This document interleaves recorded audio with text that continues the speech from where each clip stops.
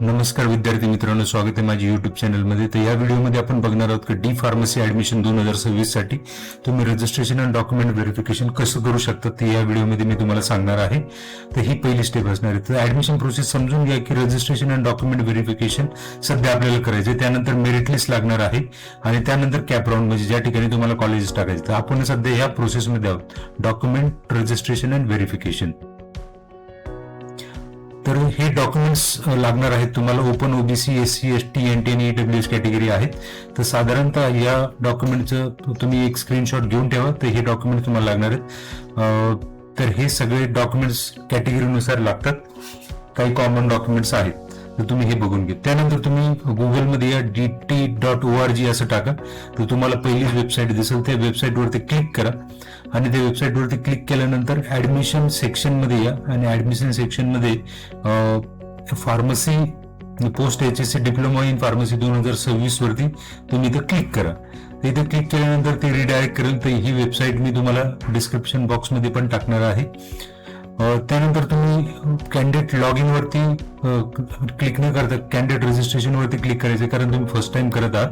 ज्यांचं ऑलरेडी झालंय त्यांनी लॉग इन वरती क्लिक करा. तर फुल नेम ज्यावेळेस तुम्ही टाकतायत तर तुम्ही चेक करा की तुमचं हे 12वीचं जे मार्कशीट आहे HSC, तर त्यानुसारच तुम्ही नाव टाकतायत का, कारण ते ऑटोमॅटिक डेटा फेच होणार आहे. Email ID, mobile number, state तुम्ही इथं सिलेक्ट करा. सगळं हे बरोबर टाका.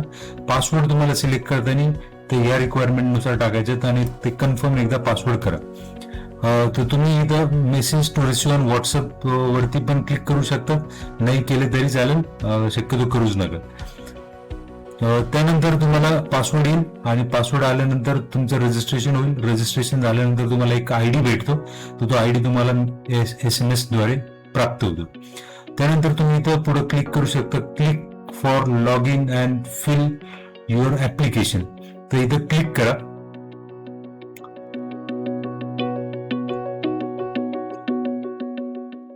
आता इथे एकदा क्लिक झाल्यानंतर पुढची जी प्रोसेस आहे, तर तुम्हाला डिटेल्स काही भरायचे आहेत. तर त्यापूर्वी तुम्हाला ऍप्लिकेशन आयडी जो तुम्हाला आलेला आहे आणि जो पासवर्ड तुम्ही टाकलेला आहे तो तुम्हाला टाकायचा आहे. त्यानंतर हे बघा, हे पहिलं रजिस्ट्रेशन डिटेल ऑलरेडी आपण केले. स्क्रुटिनी मोड म्हणजे व्हेरिफिकेशन जे तुमचे डॉक्युमेंट जे करायचे आहे, तर हा सेकंड ऑप्शन आहे. तर तुम्ही याच्यात फिजिकल किंवा ई स्क्रुटिनी करू शकता. तर फिजिकल जर केली तर कुठल्या तरी कॉलेजला तुम्हाला जावं लागेल जे तुम्ही सिलेक्ट केलंय, आणि ई स्क्रुटिनी केलं तर पुढे जाण्याची गरज पडणार नाही. ते ऑनलाईन सगळं तुमचं स्क्रुटिनी होऊन जाईल.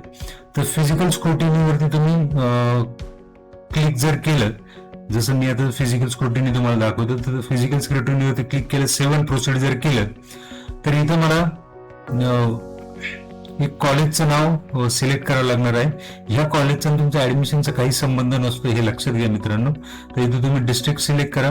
सपोज मी अहिल्यानगर सिलेक्ट केली, तर याच्यापैकी कुठलं FC घ्यायचंय मला, तर ते FC मी घेऊ शकतात. याचा आणि ऍडमिशनचा काही संबंध नाही. आणि तुम्ही डेट सिलेक्ट करून त्याला सेव्ह आणि प्रोसीड करू शकता. ज्यावेळेस तुम्हाला जायचंय त्यावेळेस तुम्ही तिथे जाऊ शकता.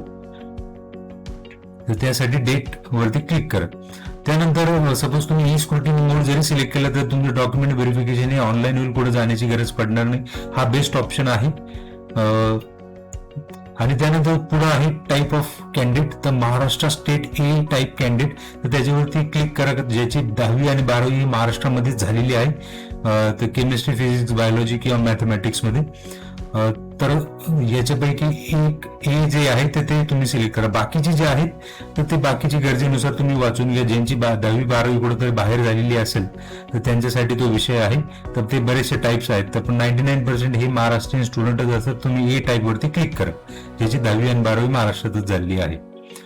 त्यानंतर सेव्ह आणि प्रोसीड करा. सेव्ह आणि प्रोसीड केल्यानंतर पुढची जी टॅब ओपन होणार आहे, तर त्या टॅब मध्ये तुम्हाला पासिंग HSC पासिंग डिस्ट्रिक्ट टाकायची आहे. तर तुमचा जिल्हा ज्या ठिकाणी तुम्ही 12वी पास झालेले आहात, जन्म जिल्ह्याचा आणि त्याचा काही संबंध नाही, ज्या ठिकाणी तुम्ही 12वी पास झाले आहात ते. त्यानंतर येईल तुमची रिझर्वेशन डिटेल्स. तर याच्यामध्ये बघा, जसं मी जनरल सिलेक्ट करतोय, तर जनरलचं सिलेक्ट केल्यानंतर मला EWHचा ऑप्शन येतं फक्त. तर जनरल मधूनच हा EWHचा कोटा असतो. येस किंवा नो, जे तुमच्याकडे असेल तर येस म्हणा, नसेल तर नो म्हणा.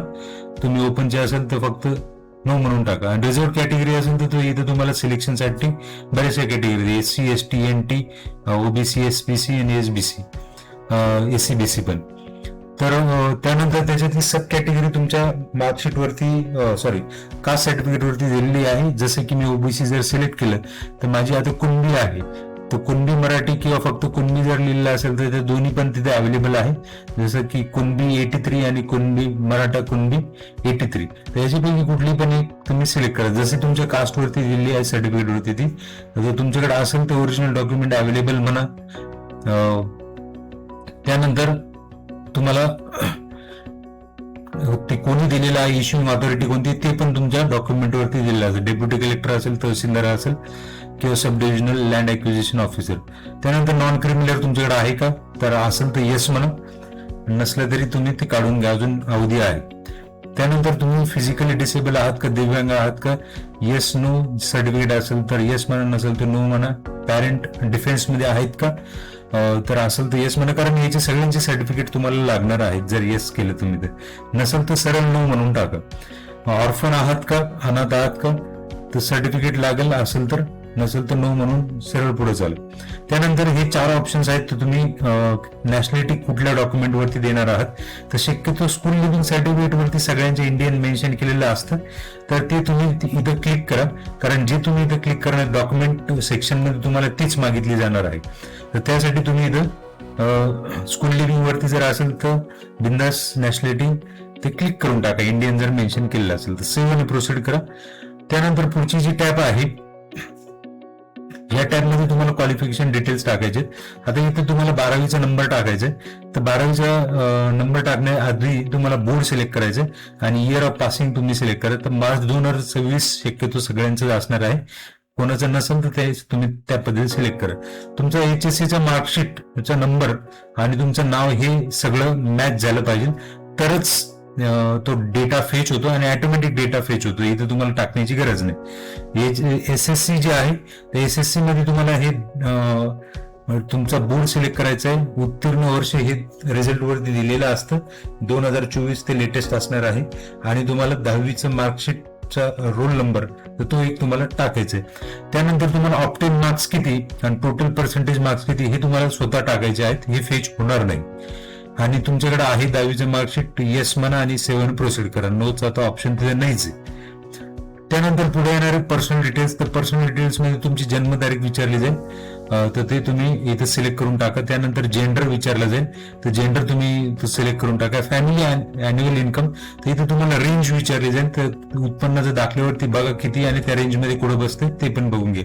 TFWS या स्कीम मधून तुम्हाला अप्लाय करायचं असेल तुम्ही अप्लाय करू शकता.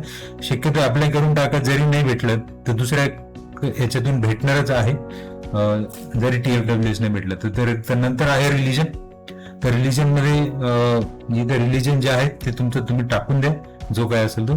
त्यानंतर मातृभाषा जी असेल ती तुम्ही टाकून द्या. त्यानंतर तुम्ही कम्युनिकेशन डिटेल्स साठी तुम्हाला ऍड्रेस टाकायचे.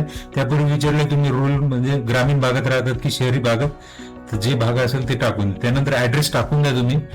स्टेट सिलेक्ट करा, जिल्हा सिलेक्ट करा, तालुका, गाव आणि पिनकोड हे सगळं व्यवस्थित सिलेक्ट करा. मोबाईल नंबर आणि ईमेल ID तर ऑलरेडी आपण दिलं होतं, त्यामुळे त्याची काही गरज इथं पडणार नाही.